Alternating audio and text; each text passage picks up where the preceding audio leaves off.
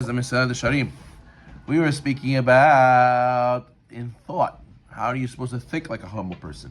Now we need to speak about maaseh, the act. What is the act? How does a humble person act? Ehadhu b'itnaheg b'shiflut.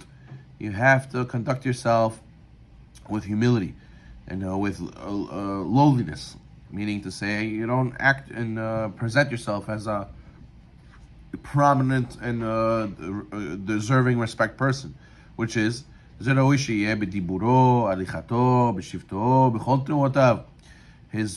all your actions should reflect your humility. A person should speak gently. The Gemara Sechet Yoma says, King Solomon says, right, the ways of the sages, their words of the sages are always heard with gentleness. If you're saying is right, we always have this discussion with people. The guy says, I swear. So why do you have to swear? If what you're saying is true, so it's true. And if it's not true, so that's why you need to swear? To convince me that it's true? So there's no point in swearing. You don't need to swear. And same thing. If you want to get your point across and what you're saying is true, it should be done because it's the right thing, that's the reason why it's going to be listened to. But if you have to scream and yell for something, it doesn't need to be. You don't need to be screaming and yelling to get your point across.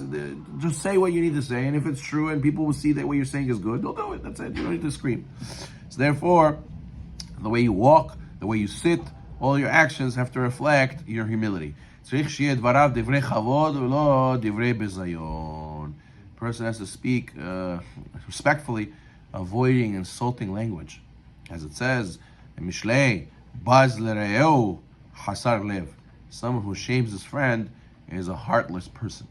It's very easy to call people names, especially in some languages. People love to curse. It's so much fun for some people to curse. Every other word, he curses. I went to the supermarket and he has to say a curse in there, for no reason. It's just a habit, right? A person says, no, it's gava to speak like that. And to a person who's humble, he always has other people in mind, and he puts other people higher, and thinks, hey, it's going to bother them if I talk like that. If I say insults, or I force these people to hear my curse words, it's gava when you talk like that. So therefore, a person has to know, he has to be very careful. So the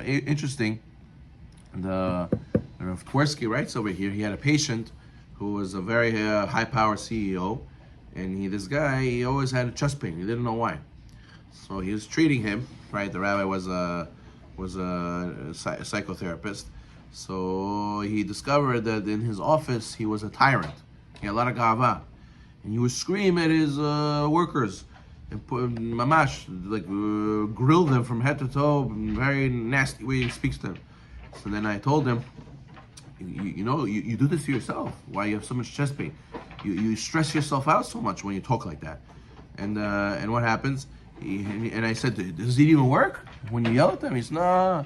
They all look at each other and they go, oh, here we go again. The owner got zachman again. Here we go. Watch out, guys. He's not in a good mood today. So I told him, stop. And he said, he's Rabbi, I thought it was massage. I thought I have to, go to a different place where the air is different. I thought I'd take this medicine to this chest pain. The way I spoke, just changing the way I spoke, it did wonders for him. Alichato, and the way he walks. As the Gemara says, Lo yilech b'komas kufa. Person can't walk with his chest puffed out, and then like this, which shows gava. He has to show a little bit bent over, not mamash bent over, but a little bit bent over with his head a little bit forward. Kederech kol orech la'asakav. Achen amru kol orech b'komas kufa. Whoever walks with a puffed out chest, kilu dochek raglei shechina. It's pushing away the divine presence. Bishifto, what? Yeah. No, puffed out chest represents this way of thinking, of conduct of Nes Naver, like you know who I am. So b'shifto, the way he sits is mekomo ben hashfalim.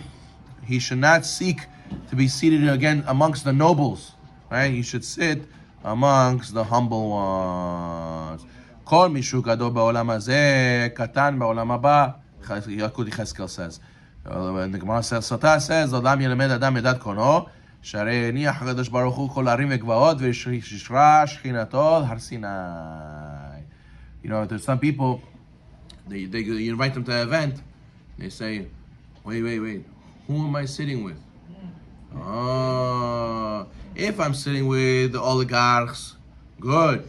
If not, nah, nemesho, I can't come. All of a sudden, I have this, I have that, I won't be able to make it, right? When the guy comes to the wedding, he sits, and he goes to the guy after the wedding. He says, what is this you put me in the, at the end of the hall, make a right, what is it you put me over in the corner with the single guys and the guys who high-buy people? I'm a high-buy person.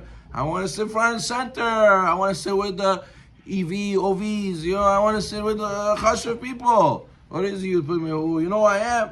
So such a person who is very makpid who he sits with, and it's a sign of gava. There's some people who like to be cliques. They like to be exclusive. Oh, we're making a shiur. You're coming to shiur? Who's coming to the shiur? Oh, it's for everybody from the shul. I don't want to sit with the kolchosniki. I don't want to sit with the villagers. What is that? I'm going to sit with the regular people from the shul. If it's exclusive, VIP, okay. It's going to be this rich guy. He's going to be that famous guy. He's going to be, his name, big name's going to be there. Okay, I'm coming. If it's not VIP exclusive, nah, sorry, not for me. It's beneath me. This is gava. This is big gava. So therefore, a person has to be always wanting to sit with the low people, with everybody. You should be willing to sit with everybody. Some people in shul, they're very makbet to sit in kiddush after shahrit, right after tefillah. They sit in kiddush. They save their chair. They have to sit in the same place all the time with the same people. God forbid, they'll sit with random people. No, why? Does it make a difference? You should be close to everybody in your minyan, and you should be willing to sit next to anybody. It shows gava when you think you have to sit only with certain people. No, but I'm not going to have a good time. I'm going to be bored, or what I'm going to talk about. You have to have humility. You have to have humility that if it's the right thing to do to come to shiur, come to kiddush, you should come and sit next to anybody, regardless of the fact. Now, even though the Gemara says that there are people who live in Yerushalayim, there are makbet who they would sit with, they wouldn't go to a party until they know who they were sitting with. It's not because of gava. It's because they wanted to sit with righteous people, because they didn't want to sit with the foolish people, and then people will say, oh, these are your friends, or you approve of their actions. Look, you sat with them and you ate with them. No, they didn't want to give the wrong image. But nothing to do with agava and what they thought about themselves. They did it just as they shouldn't teach people the wrong message about Yirat Hashem, Avodat Hashem. So therefore, a person shouldn't be meticulous who he sits with. He should want to sit with the low people, because it says whoever is amongst the low people here, he is amongst the great people in Olam Haba. Hashem, do you think Hashem was exclusive? Do you think Hashem was picky who he sits with? Hashem didn't pick the highest mountain. He picked Har Sinai. He says, if you're humble, I'm with you. But if you have gava, I cannot stand you. Me and you cannot be in the same world. The Shekhinah is not next to a guy who has gava. It's a very, very big test. Once you get money and you start, wearing certain clothes, driving certain cars, buying certain houses, it's very easy to get into exclusivity. It's very easy to fall into this trap of only around like-minded people, only around people who do the same kind of things as me. The real friend and the real good people, don't forget where they came from. And those people are the best. You love hanging out with those people. They're real people. They're not fake. That they go and they started from the bottom, even though they made it in life. They don't forget their original friends. They're willing to talk to anybody. They're approachable, and you can speak to them, and they sit with you, and they treat everybody the same. And that shows their humility, and that shows the Shekhinah is with them. But if you're exclusive, only if so-and-so is going, I go. VIP, it's for the whole shul. It's not for me. It has to be exclusive, and then I come to the shiur. And then I come to the party. I have to sit in the front. All these things pushes the Shekhinah far, far away, because the gava stinks. Baruch Adonai.